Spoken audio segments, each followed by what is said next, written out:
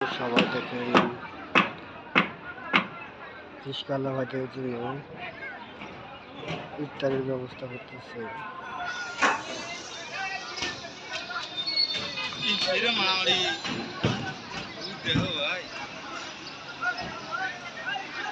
আজকে ইফতারি পুরা গেছে গা। হ্যাঁ না সিরিয়াল ধরে একজন লাস্টে দিলে পাবার না, লাস্টে দিলে পাবার না, আরো দিব।